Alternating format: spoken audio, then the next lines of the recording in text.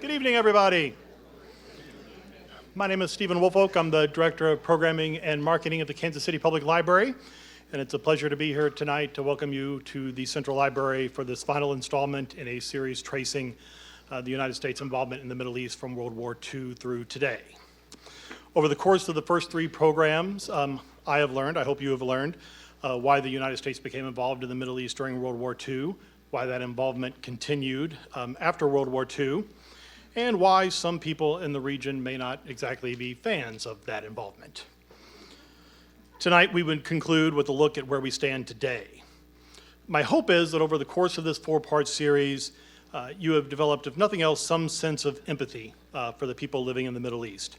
That's not to say that you agree with their actions. That's not even to say that you agree with their motivations. But I think it's important that we make an effort to listen to one another, to consider different points of view, to understand one another. Empathy is not a magic pill. Possessing it will not bring world peace tonight or tomorrow or next year. But I feel safe in saying that without empathy, there is not any path to peace. The series has been developed and presented by Brian Steed, a military historian at the U.S. Army Command and General Staff College. I think most of you have been here for at least one of the previous installments, so I'm not going to read his bio again, as impressive as it is. Instead, I'm going to share a story that I think I shared the first time Brian spoke here at the library, because I think it sums up his qualifications better than any bio could anyway. Many of you will remember Bud Metter. He was responsible for really cementing the relationship between the library and the college before running off to Arizona, where he could get a few more months of golf and hunting in every year. But the first time we booked Brian to present at the library, Bud said this, all of our guys are great. They really are. They're some of the best in the world at what they do. But this guy is different. We are really, really lucky to have him. He belongs in Washington. This is a guy who should be advising presidents. And having heard him speak about a half dozen times or so now, I find it difficult to disagree. My hope is that someday we'll be watching him on TV as the National Security Advisor, and we'll all be able to say, hey, I met that guy at the Kansas City Public Library. But until that time, we're happy to have him here, and I'm sure the college is delighted to have him there. Please welcome back to the Kansas City Public Library, Brian Steed.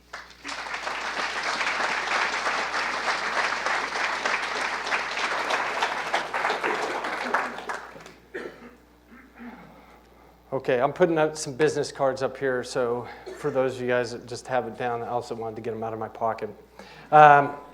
There's a lot to talk about tonight. We're going to go through some stuff relatively quickly.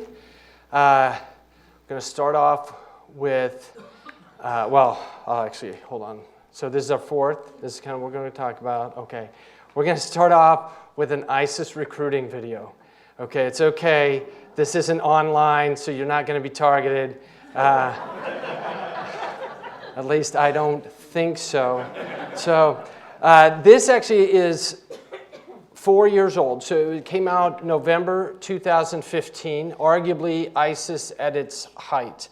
So you're going to hear, this is 4 minutes, but I think this is the single greatest or the best way to get ISIS's view of the world in 4 minutes. The first half is going to be ISIS's pitch about who they are and what they do. The second half is going to be their pitch about why they're going to win. Okay, now given the events that have happened since the last time we talked, you might be questioning that reading of history, but we'll talk a little bit maybe tonight about why this is right. So I'll just let them give you their impressions.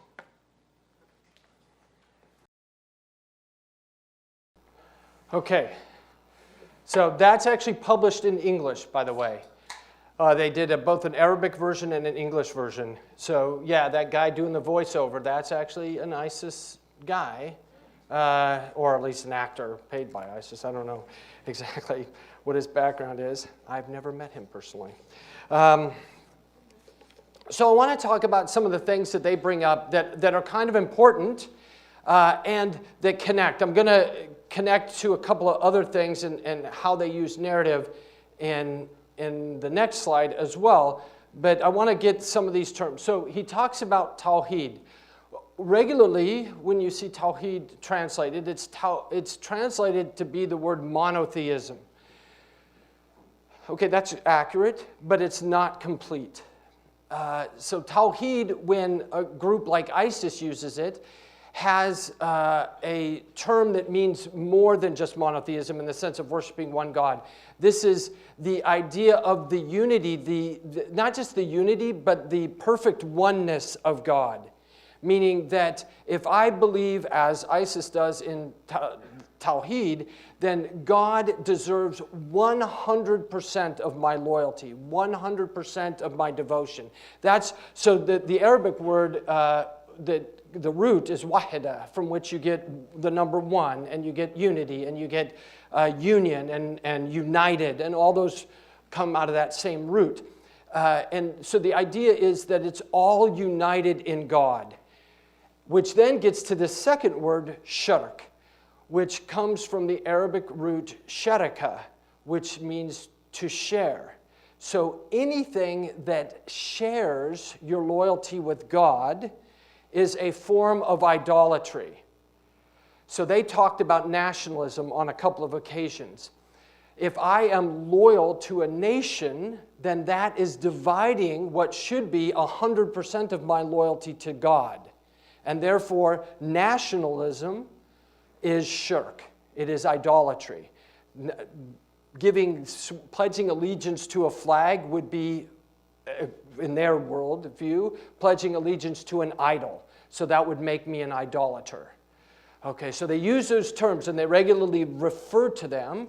So Tawheed for them is this perfect oneness of God, meaning he is supreme to all, he deserves all, literally 100%. Anything that divides that 100% is shirk.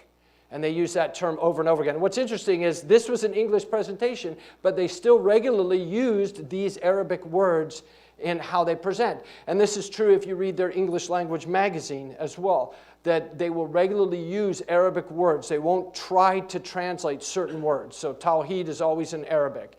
Shirk is always in Arabic. They talked about the prophetic methodology, this notion that that the ideal Muslim was the Prophet Muhammad, and therefore everybody should live in accordance with the way he did. So we have his example. Lots of people have written down how they saw him behave, things he did, and therefore the ideal way to behave and the ideal things to do is what he did. And we'll talk once again about why they use this. Now, in their mind, prophetic methodology is not what all Muslims mean when they think of prophetic methodology, but this is a term that appeals to all Muslims, even if there's a difference in how to apply it. Okay, so their narrative is built on this notion of reaching out to the broadest possible audience. So you guys saw the image of the happiest terrorists on earth, right? Like those guys that were all together. You know, it's not a black man or a white man. It doesn't matter whether you're an Arab or non-Arab. Because if you're together, wow, we're just happy, right? This kind of the happiest crew ever. That quote that they gave, one, ought to sound stunningly familiar to all of us because we quote it every single year when we talk about Black History Month, and right, that a man will not be judged by the color of his skin, but by the content of his character. Now, I don't know if Dr. King knew he was paraphrasing the Prophet Muhammad. He was an educated man. He might have known that.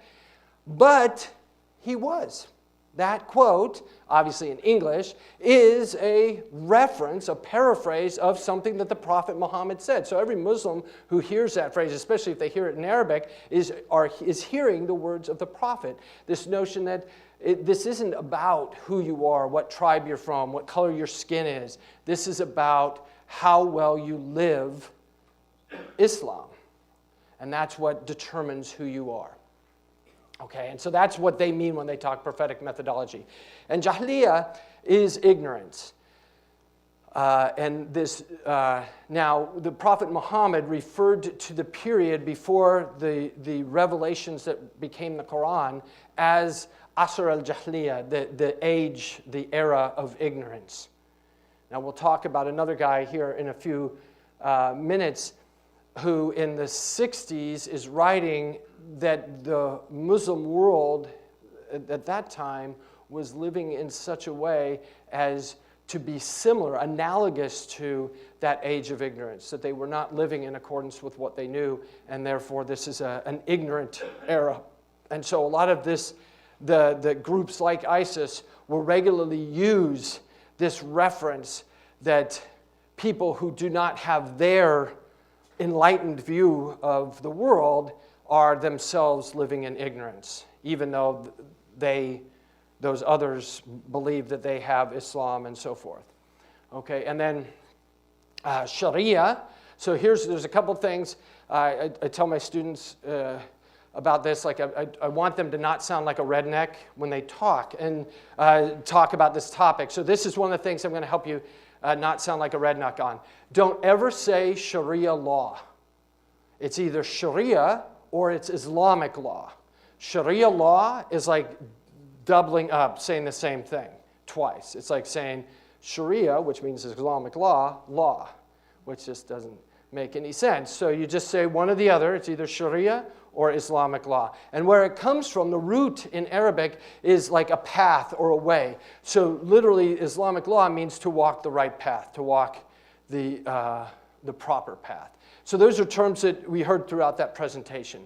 Okay, so narratives have layers, just like ogres have layers, or onions have layers. Okay, so thank you for getting that joke. So what I want to get at is a lot of times when people talk about or listen to ISIS's narrative, we miss its value in terms of how they're communicating to the community. And so there's this hardcore group of ISIS guys, one of whom recently passed away. But that's not who ISIS is targeting. Okay, they're not trying to reach out to that group. And most of their narrative follows sort of the scope of this little red bouncing ball here, that it's working in the middle area. They're trying to appeal to lots of people. So this notion, for example, the ideas that I talked about talking about things like prophetic methodology. Every Muslim on the planet wants to live the way that the Prophet Muhammad did.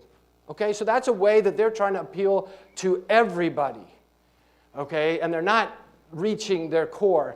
And very little bit, they're mostly dealing with those folks in the middle, those folks who are not happy with how things are, and they want to reach those guys who might be on the fence and incline them toward what they're offering. And, hey, if you're going to be a terrorist, why not be with the happiest terrorist possible, right? So that kind of aspect. So they appeal, as we've already talked about, to things that connect with broader groups of people. It's not, you rarely will hear in at least their best scripted and Hollywood produced stuff like this video, you don't hear their most extreme rhetoric. Now, some of their videos do go very, very extreme. And some of their articles are rather extreme. But most of them, once again, are trying to reach to a broader audience. They're not preaching to the choir, so to speak. They're trying to reach out to others.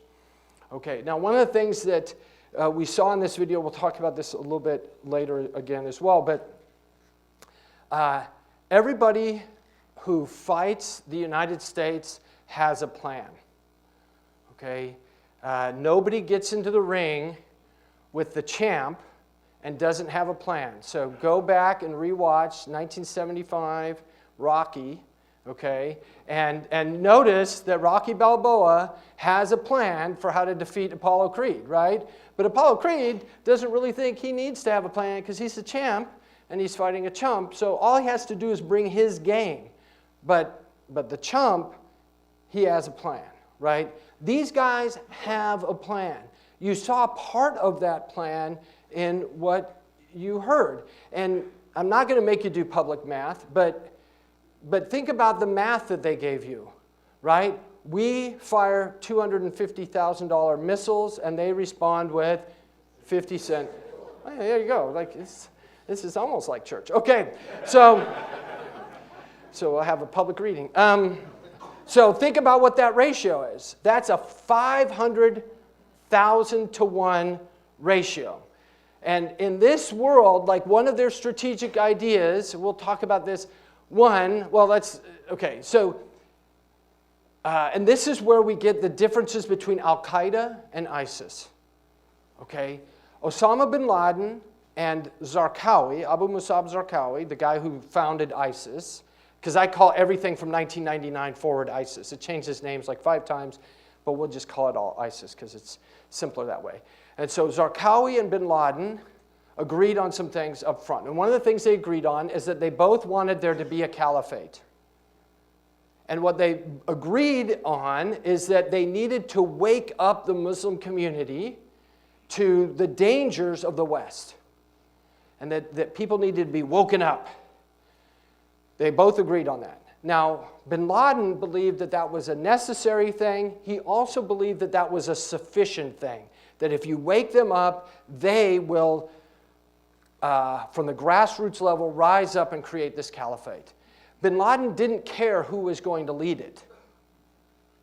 Now, Zarqawi, it takes him a couple years to come around to this idea, but Zarqawi's notion, and well, he came to the first part of this idea early, was that this was not enough. It wasn't enough just to wake them up, that they needed to be compelled. And so we see in 2006, for example, when he blows up the Shia, the Al-Askari shrine in Samarra, he does that because he knows that the Shia are going to attack the Sunni Muslims living in Iraq. And that what he knows that will do is it will compel the Sunni Muslims to rise up, defend themselves. It will force them to unify. And then he believes he will be the guy that's designated to be the leader. Okay, now he kind of doesn't work exactly that way for him, but that's his vision. It's not enough to awaken. They must also be compelled. ISIS will use this as a technique throughout. So one of the things that they will acknowledge is that they want to get rid of this gray zone. They want to remove from a Muslim the option of being a hyphenated Muslim. So you can't be a French Muslim. You can't be an American Muslim or a Western Muslim. Whatever the hyphenated thing is, you can't be that. He wants to create a world where you must choose. You're either an infidel or you're a Muslim. And those are your only 2 choices. And the people he's going to get to help him in that endeavor are you and I. So he's going to attack places that we value, knowing, as irrational people as we are, that we are then going to lash out at the Muslims living around us, which will then force the Muslims to separate themselves from this community, that they can't be French anymore.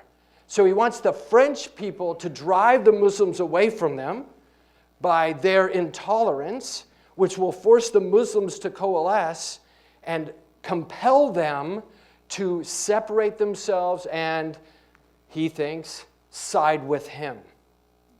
Okay? So we are a part of that plan. Now, one of the ways he's going to do that is draw us into the Middle East. And because then as we stumble around like a giant bull in a china shop and break things and irritate people and so forth, we are going to discredit all of our local allies because everybody's going to be like, whoa, that's who you want to partner with? And they're going to be like, oh, I'm sorry, I didn't mean to partner with them, and I didn't really want to invite them to the party, kind of thing, right? And they're all ashamed, and it separates them. And also, we're going to blow people up that shouldn't be blown up, and we're going to offend people, and we're going to irritate people. So our very presence and operations in the region are going to also serve their interest. Okay? And then finally, in this strategy, is they want to exhaust us. So this is a strategy of exhaustion. And this goes into the math that we talked about earlier. This isn't exhaust us by killing people like me. Okay, well, back when I was a soldier and actually wore a uniform, but that's what I meant by like me.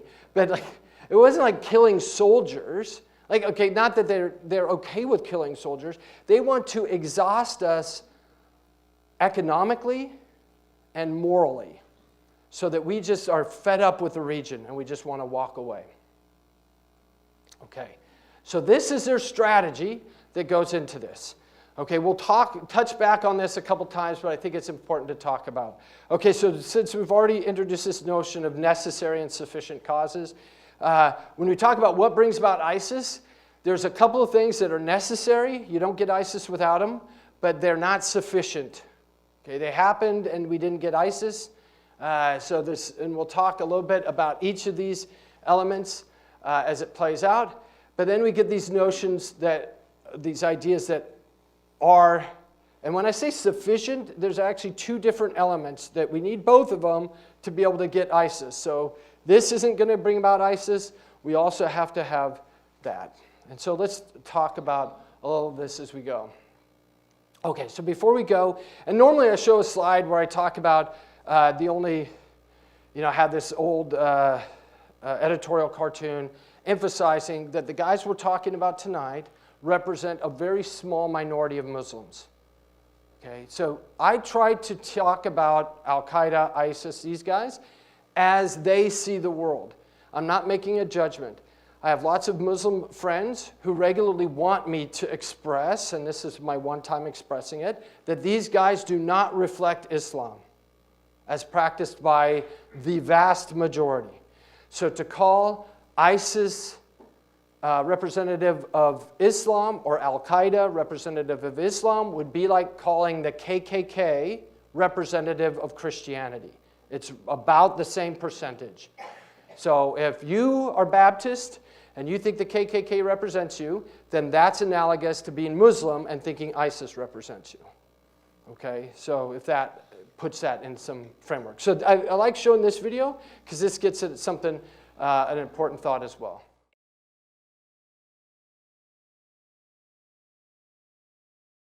I cannot emphasize that strongly enough. The one point I want to beat is everybody thinks they're the good guys. Okay, nobody is out there going, we're the bad guys.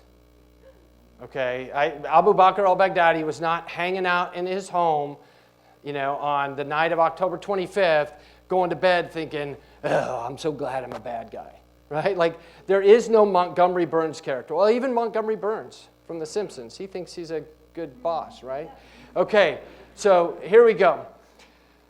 We're already running out of time. There's a couple of things that we're going to talk about, and then we're just going to run out of time, but that's just how it is.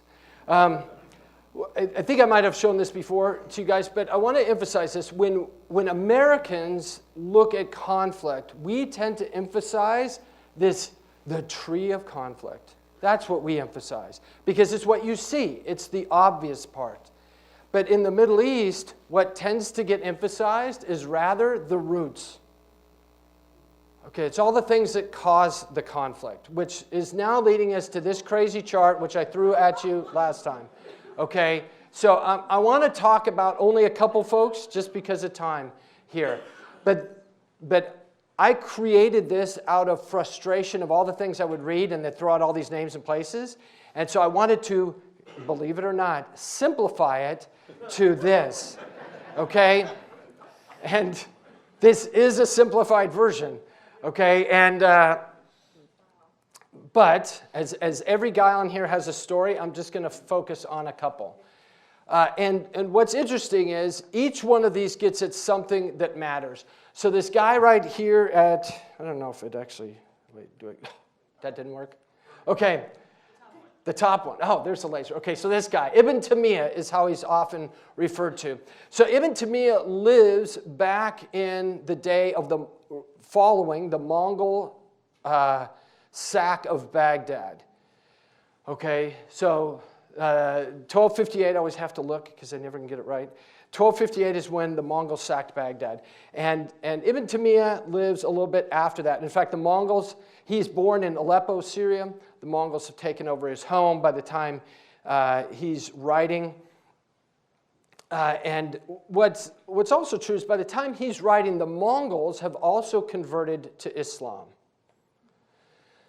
But yet, in Ibn Taymiyyah's world, the Mongols are not Muslim because the Mongols make judgments based off of Mongol customary law and not Sharia, or not purely Sharia. So it's an amalgamation of Muslim customary law and Sharia. And because of that, Ibn Taymiyyah says that they are not true Muslim. He calls takfir, which is to say that they are unbelievers. Every guy that we're talking about will refer back to Ibn Taymiyyah. They will refer back to him for a couple of reasons. One, this notion that if you're not properly pure, you can be declared kafir. Takfir can be declared upon you.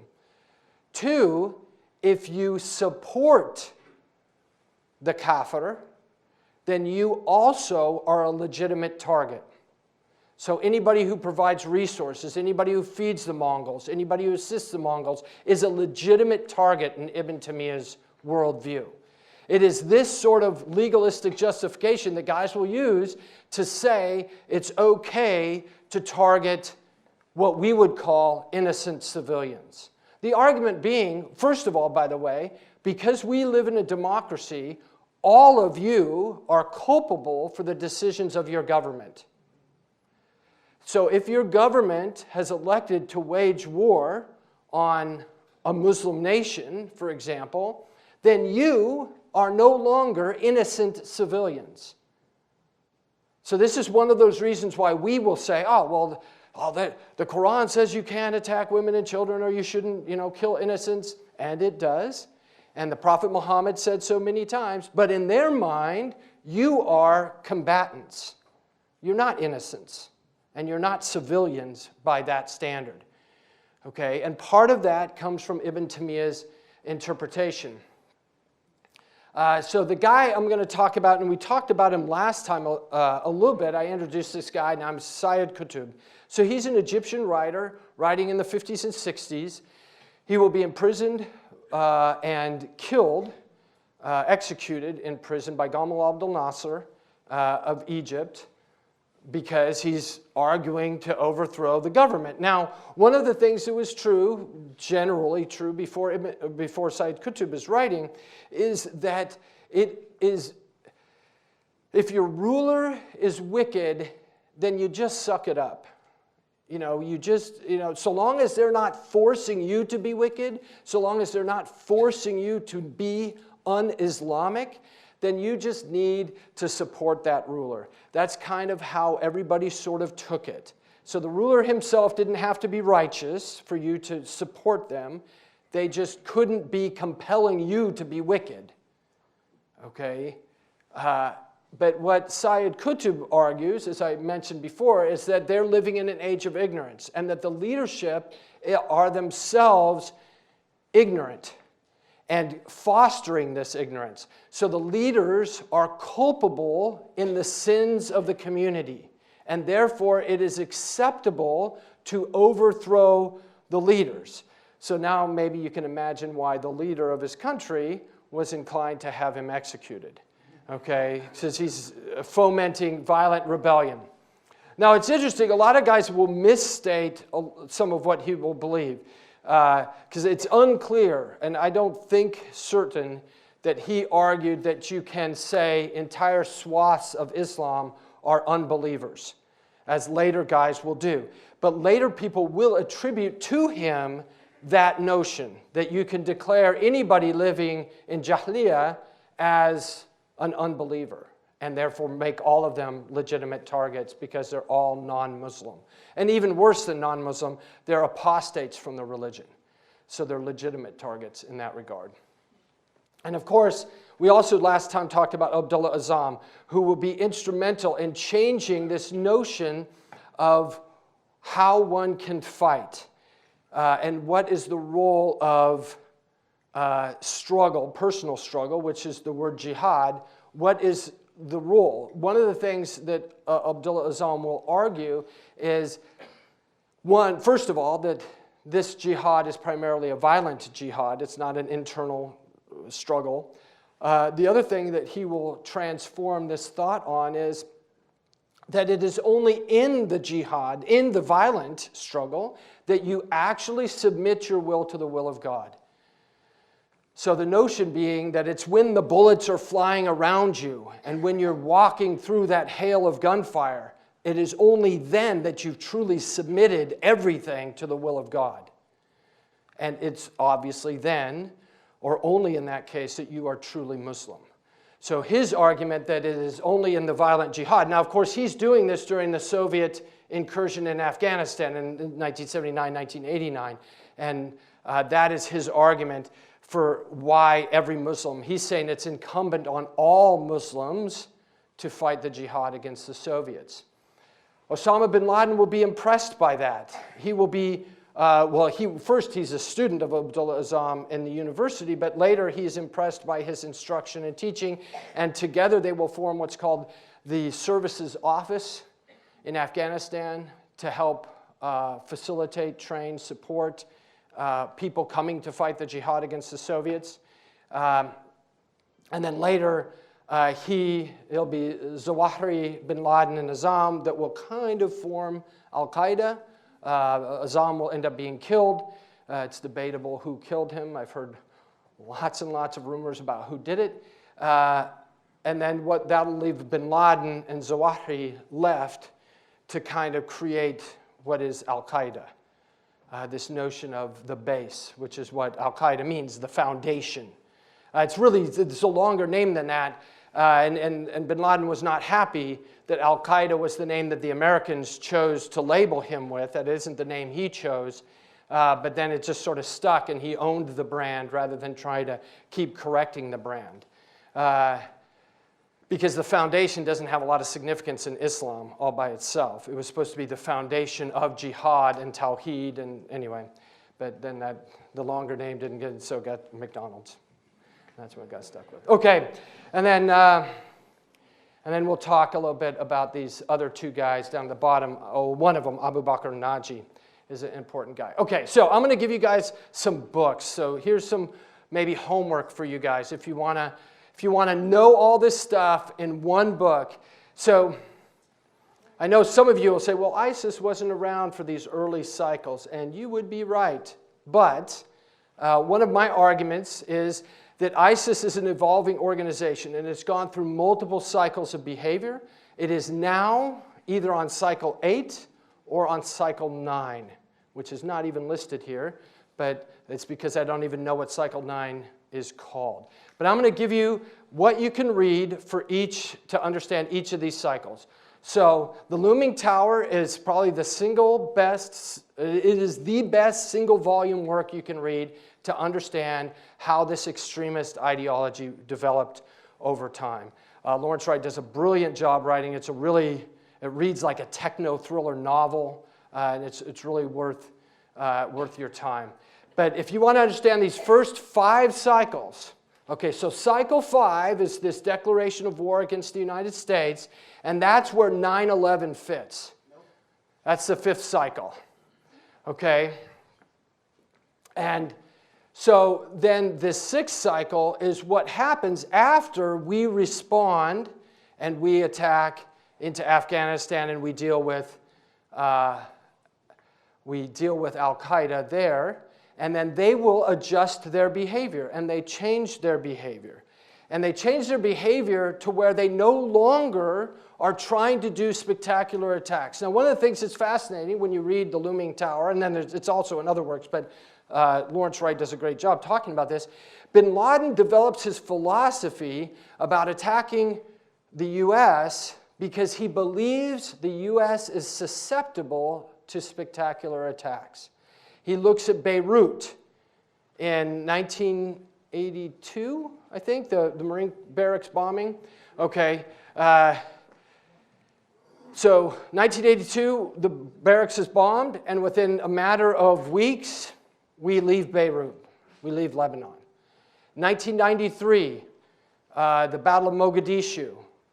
18 guys are killed. Within a matter of weeks, we leave Somalia. So in his mind, the Americans are susceptible to really big Hollywood-like attacks. So he imagines with 9/11 that if you attack these spectacular targets, in fact, he might be able to get America to leave the Middle East, because it's worked before. Okay, so that's his objective. But then, when that doesn't work, then they're quite happy having America running around the Middle East. It's actually in their interest, because they don't have to travel as far to kill us, right? So it's just a way easier problem for them. And one of the things that they want to, what they realize to do is, it goes back to this idea of exhaustion that we saw in the video, right? The 500,000 to 1 ratio. So what they'll talk about in a book called The Management of Savagery. This one I don't necessarily recommend reading, because it's a much harder to read book. It's in English. You can get an English version of it in translation. But what they address there is how to fight the United States, how to exhaust the United States. And one of the ways that they say this is, okay, if we attack one Crusader hotel, then that will force the Crusaders, we get labeled Crusaders, you force the Crusaders to guard every hotel. Well, they can't sustain that forever. So eventually, the idea, their argument being, is that their opponents will be crushed under the weight of their own security commitments. They can't guard every refinery, every hotel, every resort, etc., every golf course, right? You can't do it. And so the Management of Savagery is a brilliant work laying out this discussion. Okay, well then there's this other change, and that comes about with the creation of ISIS in this caliphate. And Graham Wood wrote a brilliant article back in 2015, I think. Yeah, it says right there, March 2015, called What ISIS Really Wants. And in that article, he kind of addresses the ISIS program. Now, then 8, a lot of people refer to them as lone wolves. And I refuse to refer to them as lone wolves. I refer to them, as a friend suggested, as stray dogs. Because the reason is, lone wolves in American culture are honorable. And in Arab culture, they're honorable. A lone wolf is kind of a noble beast out there. He's sitting on the peak, howling at the moon, right? Like, that's kind of a cool thing. People have t-shirts with lone wolves, right? But nobody has a t-shirt with a stray dog on it. Because in our culture, stray dogs, well, although some of you guys may be inclined to rescue them, right? But generally, you don't like stray dogs, they're a nuisance. And in Arab culture, stray dogs are just a nuisance and they're horrible things. And that's kind of how we want to talk about them. So that's why I and others have labeled them stray dogs, and we try to stick with that. So back in April and May of this year, ISIS did a 4-part magazine piece online talking about how they were going to adapt to this world where they've lost a caliphate, how they were going to function in that world, what the purpose of their violence is now. And it's a fascinating piece where they're reinterpreting what is the right approach. Because, and I leave this, or I emphasize this, because I genuinely think it's important that we recognize that in their mind, this is not about a linear progression. They do not believe that. So their story, when this whole thing began, is that this is the end of days. There's a final battle that's going to happen. It's going to happen in a place called Dabiq, which is in northern Syria. You would think of it as Armageddon, okay, which is about 300 miles to the south of Dabiq, okay, and that's kind of what it is to them. Is this is about a preparation for Dabiq, and what happens is the army of the righteous, which ISIS believes they are, rises up in Asham or Syria, expands to Mesopotamia. It wins battles. It loses battles. The Roman Crusader army shows up in Dabiq. The army of the righteous goes there to fight them. They get beat. They are being beaten. The army of the righteous is. When Jesus shows up, same guy you're thinking about. Okay, Mary's son, that guy, he shows up and he leads the army of the righteous to victory against this Roman Crusader army and then against the whole world. So in their story, that this was a thing long before Abu Bakr Baghdadi was the leader. This was their story going all the way back to 2006, certainly back to 2006 is where it becomes the driving story. So in their story, they are going to lose. Okay, so this notion, oh, they've lost, and this is not linear. This is not World War II where, oh, they got successful and now they're driven back to defeat and then Captain America rides in and crashes the last plane in the ice, right? That's actually true. I teach my students. I actually have a student here. Do I not teach you guys about Captain America and his importance? Yes, all the time. Okay, so you guys think I'm just joking. That's actually, I believe that stuff. Anyway, that's not the story we're talking about. These guys buy into, already know that they're going to be beat. They've already been beat before. They were beat in 2007. We were hammering them. And they've come back from the dead. You know, it's that great line, I've been dead before, right? Like they know what it's like. So the notion that somehow they're beaten and we're not going to hear from them again, I think is a misreading of who they think they are. Okay. So we talked about this before. I'm going to skip. Okay, this is an important.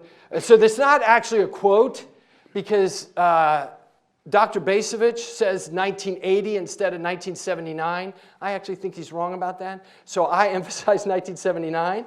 But I love this quote, I guess, because of this point. And we talk about why this matters and why our behavior, because if you remember the things I talked about, the Salafi, Jihadi, Takfiri rise, that was a necessary cause. Our behavior in the region has also been a necessary cause to generate ISIS. And if we think about what happened in 1979, what made that such a watershed? See, I can say this line here, and it has resonance. I can't say it with my students anymore, because none of them were born before 1979. Okay? 1979 is the most important year in your lifetime in the Middle East. Okay? And here are some of the reasons. And we're not going to talk about all of them because we don't have time. But a whole lot went down that year to include this handsome devil coming to official power. Okay, but one of the things that I want to emphasize, technically not in 1979, but as a result of the Soviet actions in 1979, Jimmy Carter in 1980 at the State of the Union address will say that the free flow of oil from the Persian Gulf is a vital national security interest. No president since has ever changed that. Okay? So this fundamentally changes. Like before this, we do not have large-scale combat troops. We had them there for World War II. We pulled almost all of them out. We just have folks at embassies and, onesies and twosies around the region. But here is when we get involved in a large scale. Operation Cyclone is our funding of the Mujahideen in Afghanistan, a significant investment of U.S. money to overthrow the Soviet actions in that country. And then, of course, we already talked about Lebanon and our role there. It's interesting that bin Laden, several sources will say that for bin Laden, our actions in Lebanon were his first real movement that his main enemy was not the not fully Muslim regimes in the region, but his real enemy was the United States. So it was our actions in Lebanon that triggered that in his mind. Some of you might remember Operation Earnest Will. That was when we guarded Kuwaiti oil tankers transiting through the Persian Gulf. You probably don't remember it as Operation Earnest Will, because who remembers that name? But you'll remember the reflagging of Kuwaiti oil tankers, and that's what that is.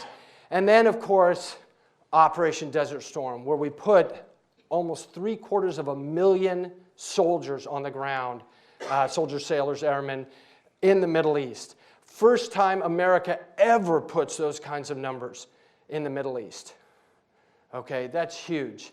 And obviously, some of these images you're quite familiar with. One of the things I always feel compelled to share, and I'm not doing this as an apologist for the Bush administration, but having been intimately involved with some of the events on 9/11 and immediately after 9/11, I know what we were thinking on those days.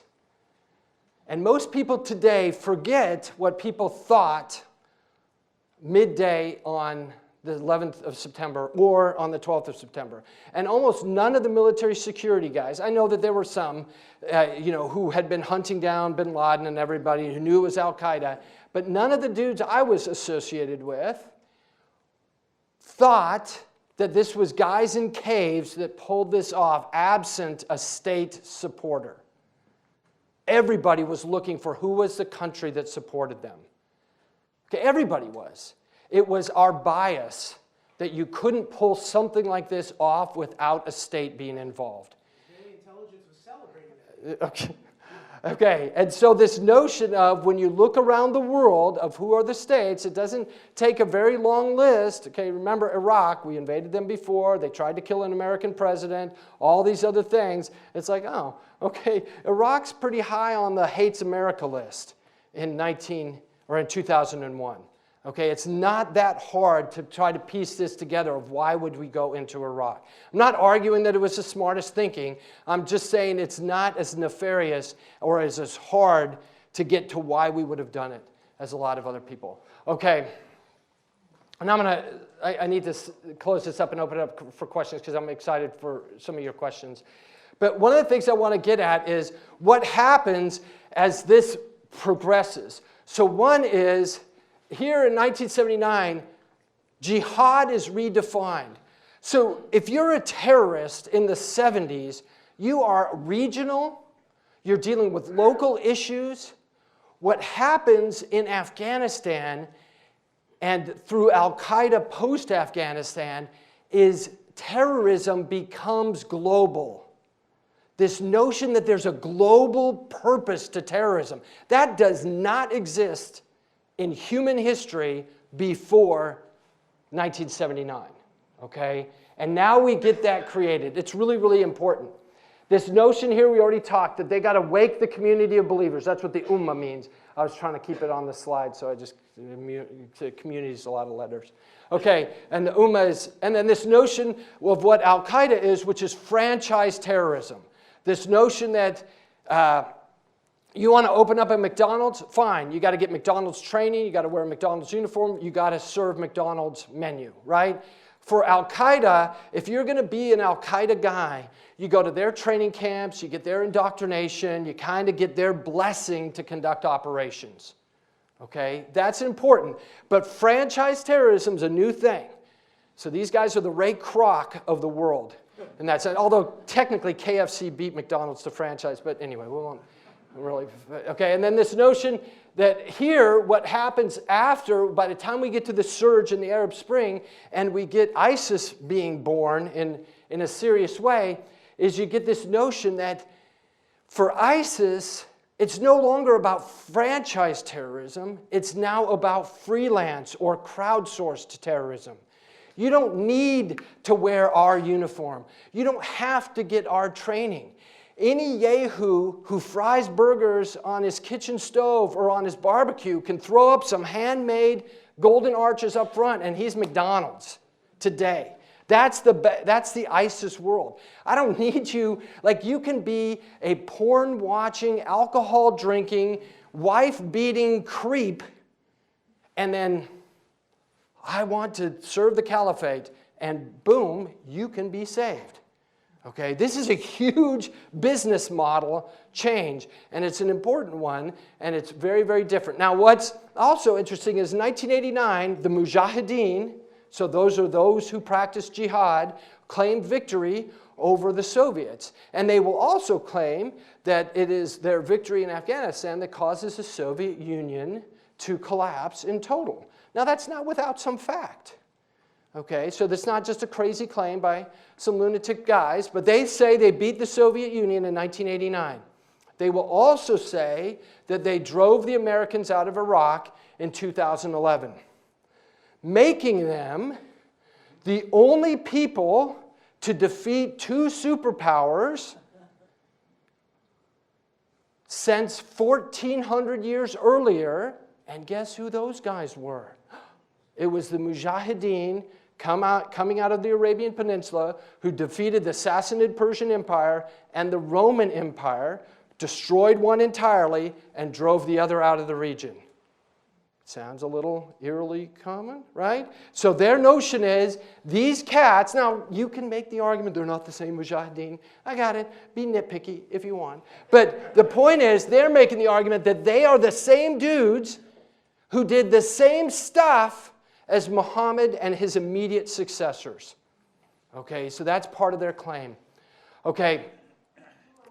Now the other part that I think, so here's another book that's awesome. So I tell my students, because this actually is in their lifetime, that the most important military history event in their lifetime is the surge in Iraq and why it worked or why it didn't work. I'm not going to talk about it.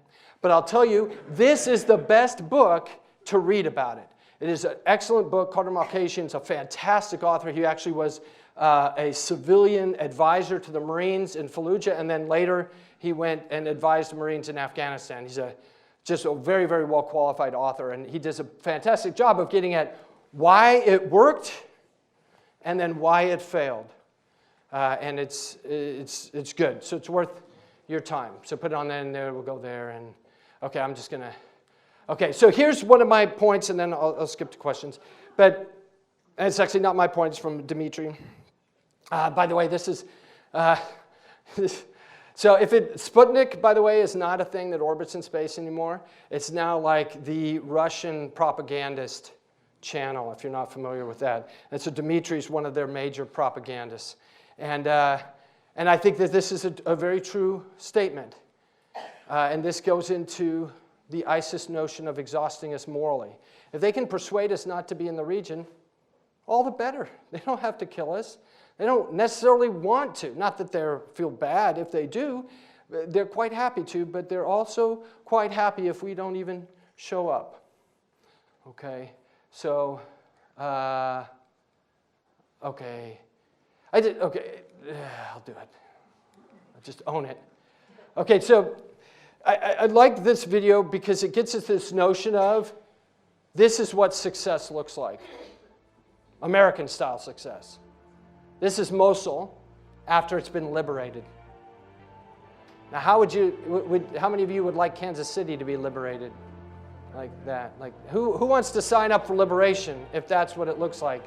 And I say this, and this is one of the charts I did a couple years ago. I was at a group, and one of the guys said, "Hey, I know what kinetic-led operations look like. By the way, it looks like this. But I don't know what narrative-led operations look like." And so I thought about it, and what hit me was Mosul is this great example. So in 2014, ISIS takes Mosul in really less than 7 days, but I'm giving the maximum possible. It's really like 4 days. It takes us 278 days to take it. Okay, so when this narrative thing, when you can connect to the populace, when you can... Now, there's a lot of intimidation, there's a lot of brutalization, there's a lot of bad stuff that's going on. I'm not trying to say ISIS are good guys. But there's a sense where if you do this right, you can get people to give up their freedom rather than have to bomb them into submission, right? Which is the challenge. Okay. Now, I kind of hinted at this before. This is what these guys pitch, is this notion that there's a dichotomy in the world, and your choices are these. You can be all for sex, drugs, and rock and roll, or you can be on God's team. Those are your options. Sex, drugs, rock and roll, or with God. And that's the way they want to pitch it. And what's fascinating is how often we fall into that discussion.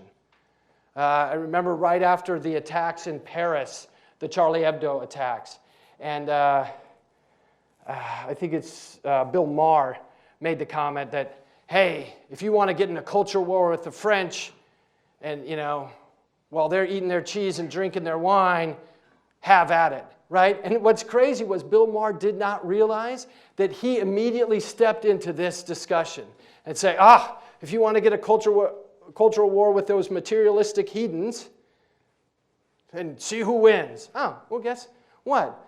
God actually always wins, right? I mean, if you are a believer, whether that's Christian, Jewish, Muslim, if you're a believer and you believe you're on God's side, then you don't need to do anything except stay on God's side and stay in the fight. Because maybe the game doesn't end while you're playing. Maybe it will end after you're gone, you've been taken from the field, right? But it doesn't matter. If you're on God's side, that's all that matters because you're on the winning side, right? Now, we can argue all day that they're wrong in their interpretation, but one of the realities is they believe in their interpretation, okay? And that's why they're committed to their behavior. Okay, so the reason why I will throw up the website. So for those of you guys who are like, hey, I want to look at the management of savagery, but I don't want to read 268 pages. What I posted on there is a version that my students look at every year. And it's got highlights on it and notes in the margin. So you can just go through the highlights and go, it's way quicker to do that. So I'm giving you lazy history here. The other one that's up there is when I talked about that stray dog strategy and the articles they posted. So I've got that set of articles, and I had the translator's permission to post them as a link. So all 4 of the articles are all together, and they're all in English, and they have my commentary going through it, explaining what this phrase means and so forth. So it's a really simple way to get it all at once. And I also have a blog where I talk about both management of savagery and that set of articles in the sense of what it means. So if you're interested in that, I would recommend you go there. Okay, so let's open it up for questions. Okay.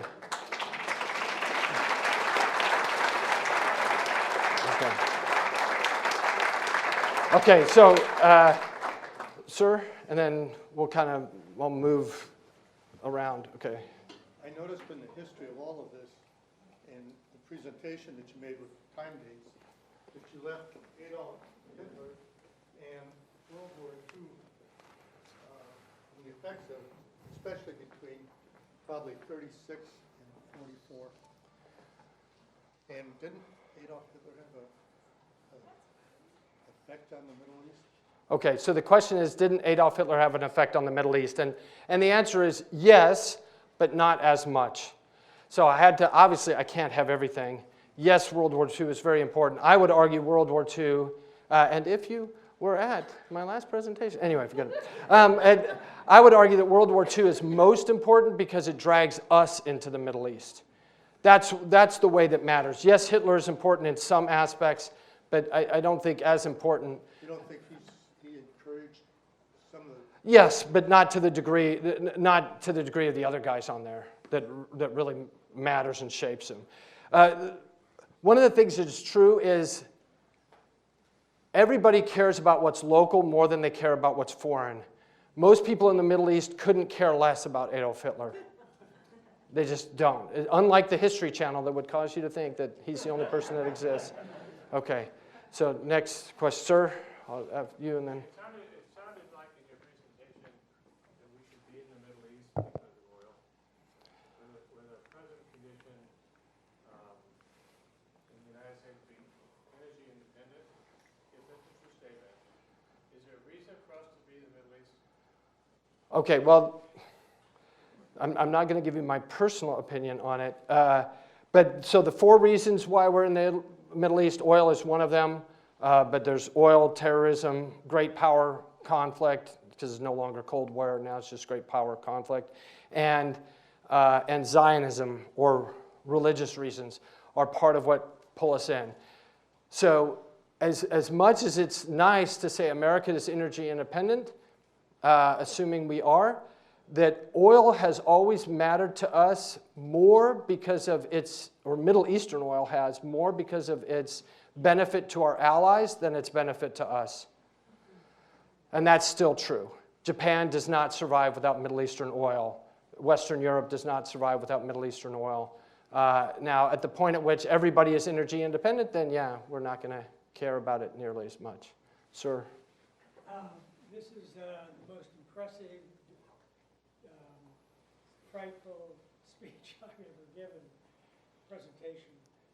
So what do you think the future could be? I mean, you paint a picture in which I feel, and I'm sure other people here feel, oh my God, what's happening? Well, I would like to think that,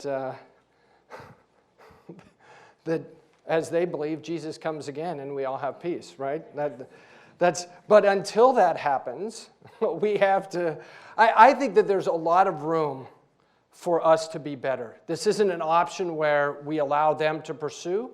This is an option where we try to actually promote our narrative, not counter theirs as much as saying what it is we do well. And we aren't particularly good at this. As I look across to make a broad swath, your generation is better at recognizing what we did well in the world. My generation and a little bit younger, we're really good at navel gazing, and we don't think that America has provided anything particularly beneficial to the world. I think that's a horrible message. I think we are the most beneficent empire in the history of humanity.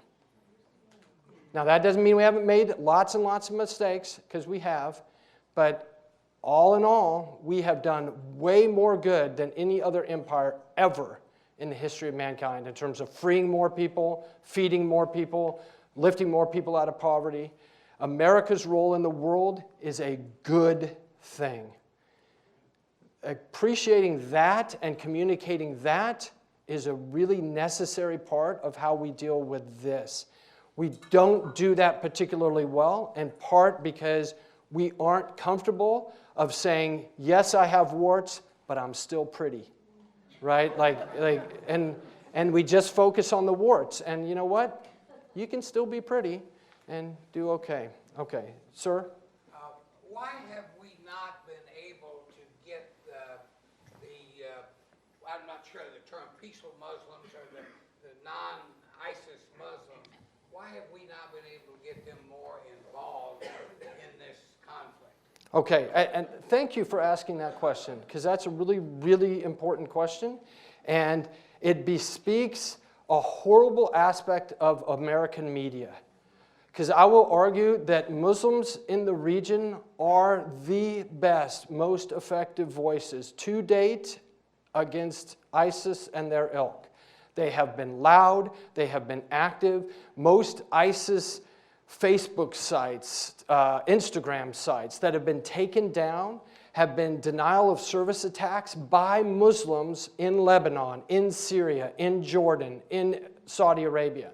The Muslim world is very active in this fight. It is never broadcast.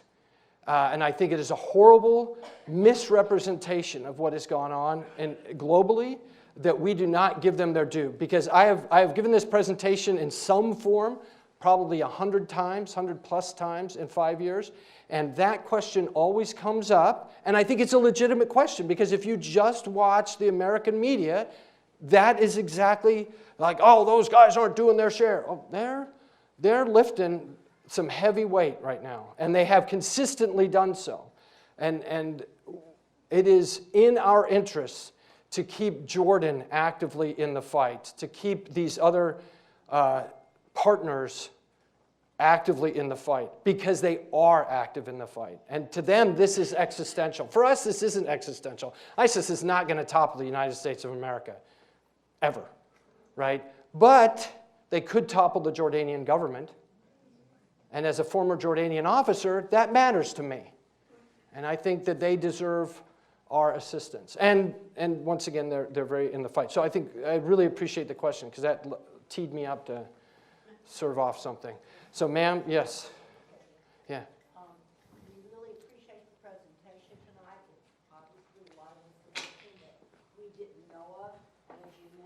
before. Sometimes things that we think we know aren't correct. I wanted to know about 9/11. I had heard that the ISIS, they, carefully selected the sites that they decided to destroy. And I heard that one of the things they looked into was considering perhaps Jewish neighborhoods, and one of the reasons they picked the Twin Towers is that there's a substantial number of Jews working there. Is that utter nonsense, or is there any truth to that at all? And why was Israeli intelligence celebrating? I am not. I will be polite and not say it's utter nonsense. One, because it's probably not utter nonsense. But okay, remember, Al Qaeda and their ilk tried to bring down the trade centers in 1993. So the trade centers were already on their hit list. To them, when bin Laden declares war against the United States, he does so in 96, he does again in 98. In both of his declarations of war, he places great emphasis on attacking America's economics and taking our money, taking our finances, and he words it differently. It doesn't go so well in English when you read it, but the World Trade Centers were a globally recognized representation of America's financial might. And so attacking that is significant. And oh, by the way, once they decided the manner to attack it, it's way, way easier. Like hitting something else, the Pentagon is a perfect example. Pentagon's a massive building. It was hard to hit that with an aircraft. Okay, it's hard to hit a 5-story building with an aircraft. It's way easier to hit a 100+ story building with an aircraft because you just fly it right through. So that's part of what drives it. But the World Trade Centers were always on their hit list. Not necessarily because of that. There is just an upside from their mind. Okay, so yes, ma'am. Would it have been more difficult for them to take out a few refineries? I'm sorry? Wouldn't it have been more difficult for them to take out a few refineries? To me, that seems like that would have been more damaging. Okay, and that's a great point. So her point is, wouldn't it have been better to have taken out a few refineries? And that's a good American approach to it, right? Like, it's why we bombed ball bearing factories in World War II, right? Because it's a systems approach. It makes sense. If we want to collapse the American economy, let's knock out oil, for example. But they wanted something that sent a message, and the World Trade Centers are a much clearer beacon. And also think about this. What made the tallest World Trade Center building the tallest building that it was when it was the tallest building? Anybody know what was the... Spire. Yeah, but what was that spire? It's an antenna. For what? Okay, it was a television antenna. Okay, but it was multiple channels had their TV things on it. But they put a massive tower on the top of that building, and that's what put it over the edge to be the tallest building in the world at the time. It got put over the edge. It wasn't at the time it was brought down. But what brought it there was because of the massive antenna that massive tower with all the antennas on it. Okay, so when they attacked, once again, if you look at media coverage now, okay, you would be surprised at the media coverage on 9/11 and 9/12. Like, everybody was wearing a flag on 9/12. Everybody was as patriotic as they could possibly be. Why was that? Because they were personally attacked. They felt that this was their personal media Pearl Harbor. Bin Laden could not have... I don't think he is that much of a genius, but he couldn't have picked a better target because he got massive media coverage. If he had taken out an oil refinery, there's no way he would have gotten a similar level of media coverage because they would have been like, oh, someplace in Louisiana is on fire. Who really cares, right? But, oh my gosh, we were attacked. We're covering this wall to wall. And that's something he got about America that a lot of times we miss. Thankfully, he doesn't really understand America that well, but anyway. Yes, sir, and then... Thank you for the excellent presentation and talking about, thank you for the excellent presentation, talking about, very deep points. One thing I want to ask is, what can be done from your knowledge and from your observation experience that, in addition addition to forums like this, which can be done to bring the mainstream Muslims and Christians together on the table? Okay, so thank you. That is a great question. Because I was just talking to the gentleman actually sitting right next to you. So you ought to talk to him. Because one of the things I've thankfully had the opportunity to participate in is multiple interfaith dialogue issues. And one of the things I tend to find out to be true, and okay, so last week I was in Indonesia, and I was talking to their Command and General Staff College students, and one of them brought up this issue of Islamophobia, and part of why America's in the Middle East was because we hate Muslims. And what I challenged him with is, I said, I don't think it's Islamophobia as much as Islamo-ignorance. That most Americans have no clue. Like they have no idea that they know a Muslim, what a Muslim is. Their whole concept of a Muslim is somebody who straps stuff on their body and blows themselves up. One of the greatest things for my family was my dad, who's like, one of the reasons why I sling the term redneck around with some comfort is my dad is a self-professed and quite proud redneck. He slings that out all the time, right? And my dad and mom came to Jordan when we were there, and right as we were about to leave. Our oldest child was graduating high school there. I was leaving the Jordanian military after 2.5 years serving in their military. And why I was glad was my farewell dinner from the Jordanians happened while my parents were there. So we took my parents out, you know, redneck, blue-collar family, have no clue of the Middle East. They thought we were nuts for living there. And they treated them, as Arabs do, like a king and a queen. It was awesome. And when they left, I mean, and we had shown them a bunch of sites before that and all that other, but for them, their perspective of the Middle East was forever changed. And what we do not do well, and what I wish we did better, is we did more interfaith ambassador sort of relationships where people got to understand. Like when I speak to Muslim or interfaith groups in particular, one of the things I will regularly say is we ought to jointly celebrate Christmas, because all of the miracles associated with Christmas, Christians and Muslims believe. They both believe in the virgin birth. They believe in the miraculous birth of Jesus. They both hold Jesus as a tremendous example of how to live. One of the greatest, like if you were to rank prophets, and this isn't unfair of Muslims to say this, but after the prophet Muhammad, the next guy is Jesus. Okay, there's so much, like the number one name of Muslim women in the world is Mary. Okay, and that's not an accident. That's Jesus' mom that they're naming their daughters after. She is considered to be one of the greatest women to ever live. And so there's so much that we have in common, but rather than treating it as a Christian holiday, it should be, that's an interfaith holiday. Like everything associated with that, we really believe. And other than the Grinch, maybe. But since that was written by a Jew, we all buy into that too, right? So it's all a good thing. Anyway, I just think that there's a whole lot more we need to do in terms of embracing other communities, because we will find that there's so much we have in common, and there's very little difference. I regularly tell conservative Christian groups that their best allies for civic issues are Muslims, because they agree on everything. You know, if you have problems with how sex ed is being taught in the school, I'm guaranteeing you the group that's going to agree with you is going to be the Muslims. So that's who you ought to partner with. You know, anyway, okay.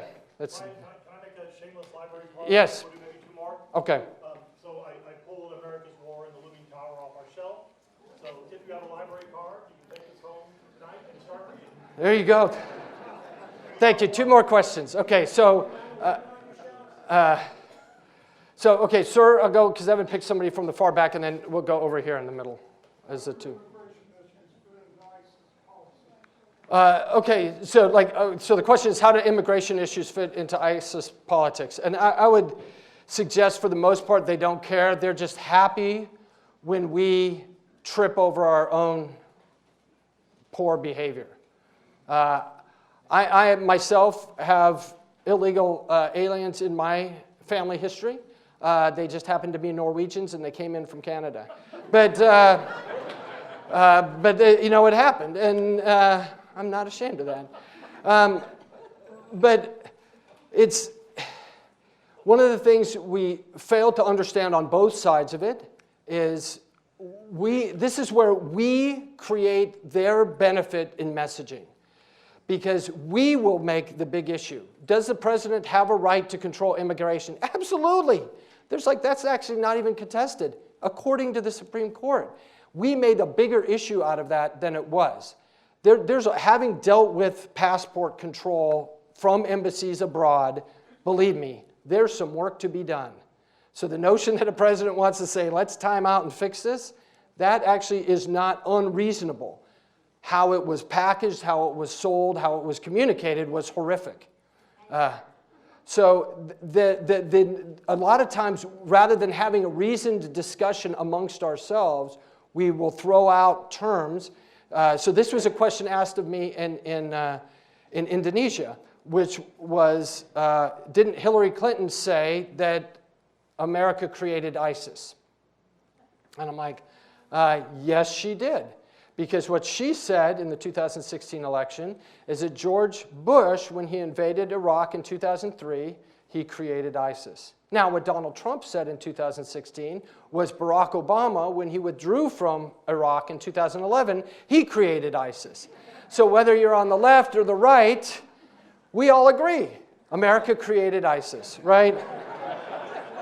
So what I told him is sort of what I told you guys, and then said there's a difference between creating events that make ISIS likely and creating ISIS.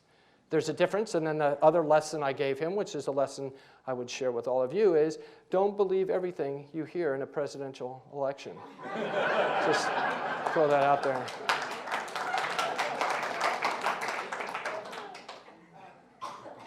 Big gap to me in your presentation was the absence of Israel as a factor in the recruiting of extremists. And I wonder why that wasn't mentioned more conspicuously, because I know you're aware how essential that is to many young people in that region. Okay, so the question is why I didn't mention Israel as a recruiting tool. And so the simple reason why, one, to a degree I talked about them last time in their role as the creation of their state in generating this. And I wanted to focus more on the U.S. aspects of it.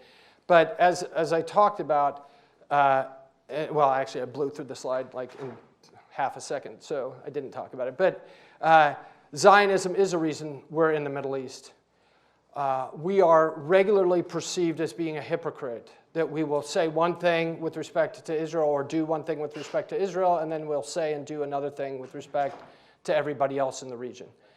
And having lived in multiple countries in the region, absolutely true. So I totally get that criticism. I get it. Israel, particularly with ISIS, and I would argue with Al-Qaeda to a degree, Israel is a down-the-road problem. It is not the current problem. They're using us now because we're generating enough problems all by ourselves. Okay? They don't need to bring up, and Israel is if you read their media stuff, they always bring up Israel. So when they talk about crusaders, Israel is the crusader state. We're just the crusader power that created them. Okay, so when they talk about Roman crusaders, they're always lumped into us. But remember, we're the cats in their villages now. It's not Israelis. Now, yes, they're in Palestinian villages, but when these guys are talking about who's in an Iraqi village, who's in a Syrian village, well, it's not an Israeli soldier, it's an American soldier. So I think in some ways Israel has bubbled down on its importance level. That doesn't mean it's not there. It is significant. It is a regular recruiting tool. But more often than not, it's our inconsistency in terms of how we behave vis-a-vis Israel's behavior that generates more of the problems. And it was interesting. So I will just kind of finish with this because I found it interesting as the Indonesian officers were asking questions. Several of them asked about Israel and our view on Israel and the Palestinians and how this works. And I was fascinated as we interacted with how they saw what was going on. And so one of the things that both me and the other officer who presented with me, or the officer, because I'm not an officer now, but the officer who presented with me, we regularly talked about, and this is so important to understand. One of the reasons why America seems schizophrenic when it comes to foreign policy and behavior is because we are. Okay, from our beginning as a country, there has always been a tension, always, and still is to this moment, a tension between idealism and realism. We'll come up with these beautiful ideals about how we want to do things. We firmly believe in them, but then there's this real world that we have to operate in, and we're stuck. George Washington, at the time he tells us not to do entangling alliances, which sounds wonderful from an idealistic standpoint, is involved with the French on an economic trade deal. Why? Because we need money.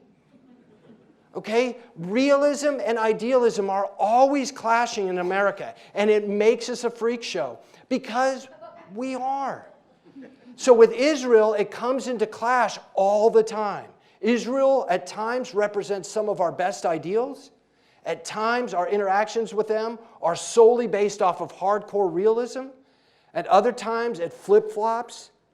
It's just a weird dynamic. So when you look at why we do what we do, and if you have to ever explain it to another person, think about those two competing dynamics. It answers most of the times why we seem to have a multiple personality disorder.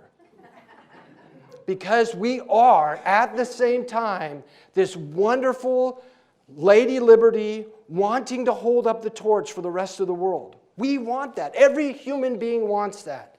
Every American wants to be that.